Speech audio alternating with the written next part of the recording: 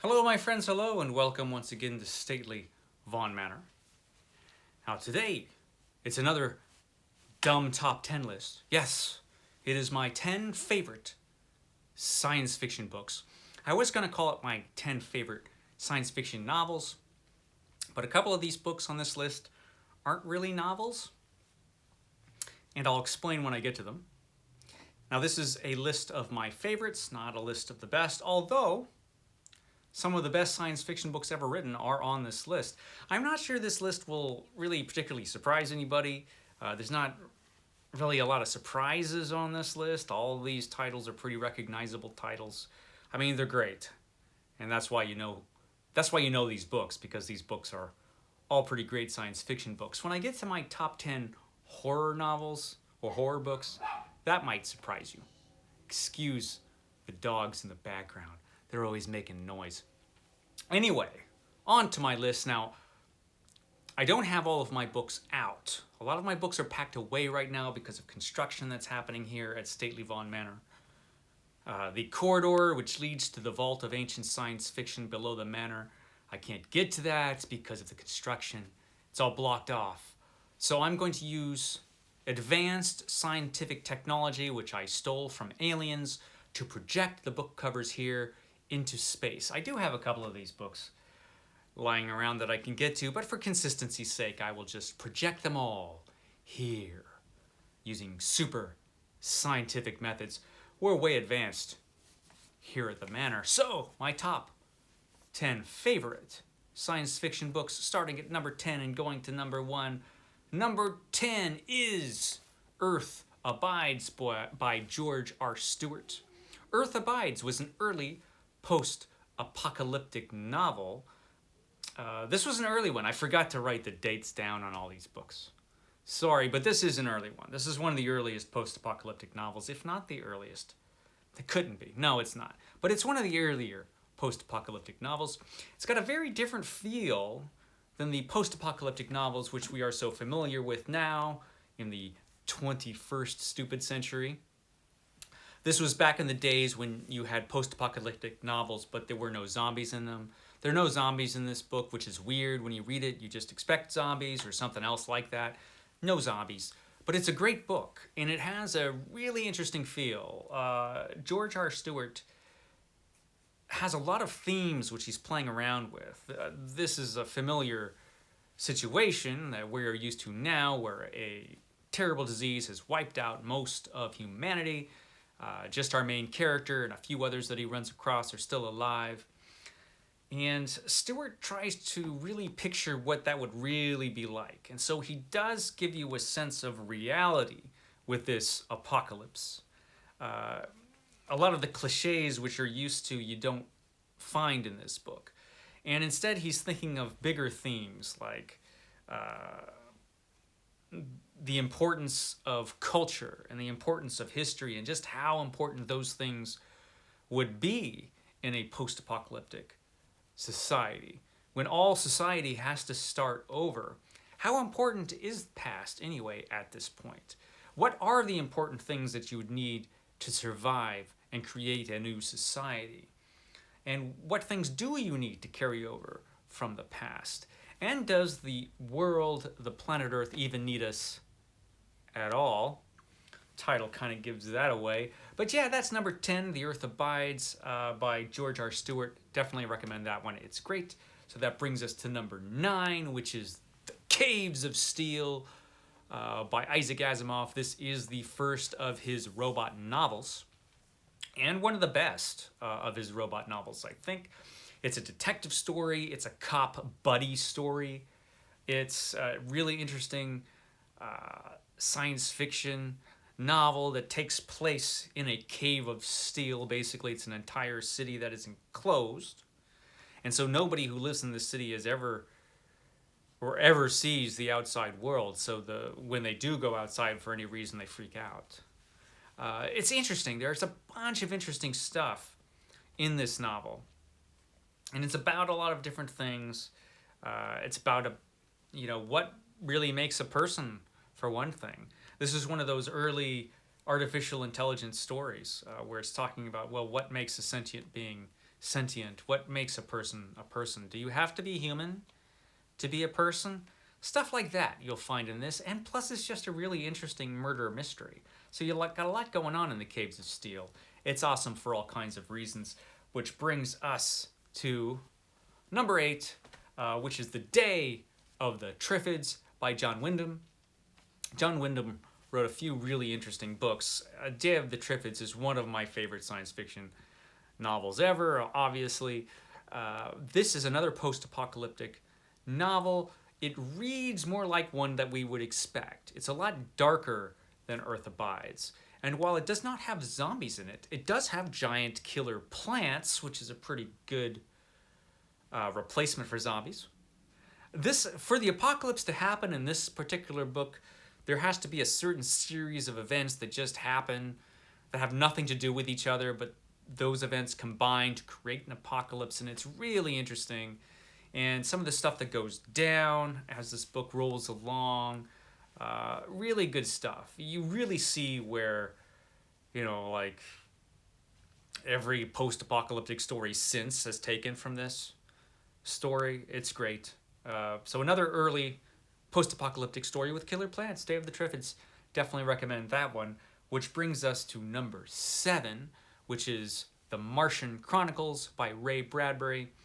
This is one of the books that I was talking about. You can't really call it a novel. It is more of a story cycle, a cycle of stories about the colonization of the planet Mars in the future. Well, not really in the future. It started back in the late 90s and early 2000s. I don't know if you remember those early rocket trips to the planet Mars, but yeah, it happened. Ray Bradbury tells you all about it. So it goes from the past into the future, actually. And it's really a great book by Ray Bradbury. I think it's one of his best. The stories are all very different in ways, but they all do connect really well. The whole thing works. A bunch of different themes are thrown at you in this book. Everything from racism to colonization to all kinds of things. Definitely you want to read The Martian Chronicles. Well worth your time. Probably want to read it more than once. Ray Bradbury books are like that. So, that was The Martian Chronicles, which brings us to number 6, which is The War of the Worlds by H.G. Wells, one of the earliest and best alien invasion stories. It is the most influential alien invasion story that's ever happened. Mars sends ships full of Martians and their death machines to conquer the world. And human beings are not really equipped to fight them. So we have the War of the Worlds. It's pretty devastating, and it seems pretty clear that we're not going to win this war. So it's a cool one, and it has a great sense of pace and a really, really great sense of reality to it. The way it's written, you're really living this story along with the main character as the story rolls along. And the Martians are pretty scary. They're scary creatures, these Martians. They don't mess around, these aliens. So, excellent book. It's a science fiction novel and a horror novel both. But it's probably more science fiction, so it really deserves place in this list. So that was The War of the Worlds. It brings us to number 5, which is another novel that is not just a science fiction novel, but also a horror novel, but probably on reflection, more of a science fiction novel, and that would be The Shrinking Man by Richard Matheson. It's not a surprise that this is on this list because I love Richard Matheson. I've talked about this novel a little bit before in my Richard Matheson video from a long time ago, months ago, but it's great. The Shrinking Man, a science fiction story that is also a horror story that tells the story of a man who slowly shrinks. He starts shrinking a little bit every day. And what would that be like? And how would you feel if that would happen? What dangers do you encounter as it happens? And if you just get tinier and tinier, what's eventually going to happen to you? It's great. This was another novel that has a great sense of reality to it. Richard Matheson is wonderful at pitting one lone human being against a terrible, terrible situation I Am Legend, probably his greatest novel, could have been on this list, but I think that is more of a horror novel. This feels more science fiction than that one, even though that's also science fiction. So I put this one on the list. It's dimly possible that I Am Legend just might make it into my 10 favorite horror books. It might. So yeah, Shrinking Man. Which brings us to number 4. This is no surprise. This is Dune by Frank Herbert. You might have heard of this book. Sort of popular, Dune. And they're making some movie about it, which we might actually be able to see someday. So Dune. This is an excellent novel. I did a video on this novel. I did a review of this one. This is one of those novels that it's, again, about a bunch of stuff. It has a bunch of science fiction tropes and fantasy novel tropes that it is kind of subverting as it tells its story.